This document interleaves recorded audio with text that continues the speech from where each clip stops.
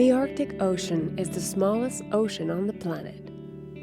It covers 14 million square meters, roughly the size of Russia.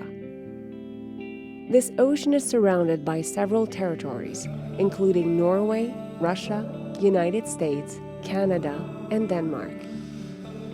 Approximately 4 million people live in the Arctic coastal region, a low population density due to extreme weather and isolation.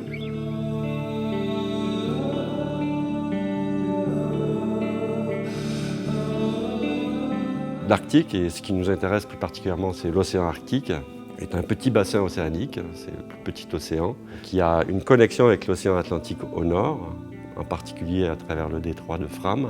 L'océan Arctique est surtout constitué d'eau qui provient de l'océan Atlantique. Il y a par ailleurs une petite connexion avec l'océan Pacifique, entre la Sibérie et l'Alaska, au niveau du détroit de Bering. C'est justement à ces ouvertures que va y avoir des échanges très importants avec notamment l'océan Atlantique Nord, des échanges de chaleur.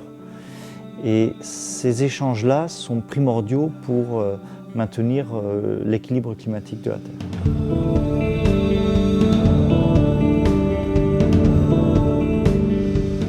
In the Arctic Ocean, along the ice cap, a team of scientists will accomplish an important mission: observe the spring bloom and measure the impact of climate change on this environment.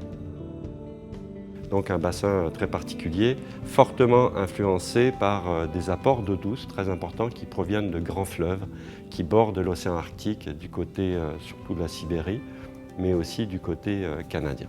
50% of the area of the Arctic Ocean is shelf.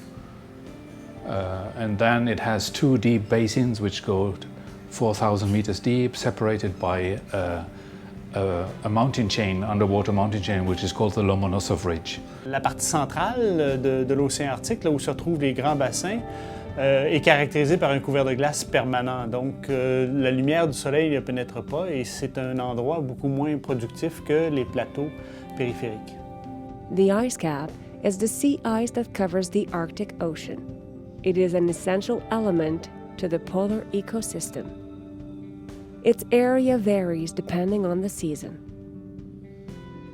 Cette banquise, elle est transportée par les courants, donc elle se déplace. Il y a des zones d'accumulation de banquise, des zones de convergence des courants, qui font que en fait, des glaces de plus grande épaisseur vont se former, tout simplement parce qu'il va y avoir un empilement des glaces annuelles. C'est une glace qui est importante pour l'écosystème arctique parce que beaucoup d'espèces, dont l'espèce emblématique, l'ours polaire, vont s'en servir pour approcher, pour aller amorcer une saison d'alimentation et de reproduction. Le couvert de glace de l'océan Arctique va influencer l'ensemble du climat de l'hémisphère nord et va l'influencer d'une façon qui est disproportionnée à sa taille. Parce que ce couvert de glace-là agit comme un immense miroir qui retourne vers l'espace la lumière du soleil.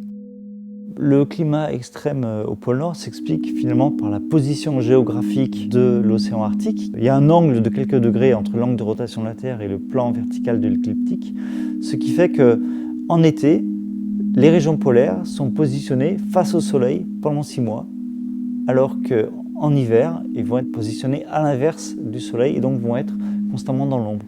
C'est pour ça qu'on a le jour continu et la nuit continue.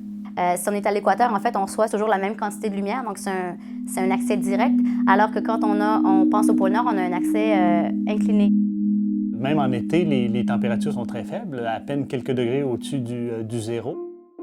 Tous les étés, cette banquise fond en grande partie, sa surface diminue de plus de moitié pour occuper que la partie centrale. Toute cette partie qui était couverte est tous les étés exposée à la lumière du jour. Along the edge, during the sea ice retreat, a spectacular bloom of life takes place.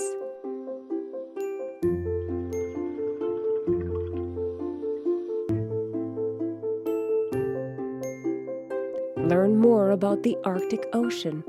Follow this scientific adventure.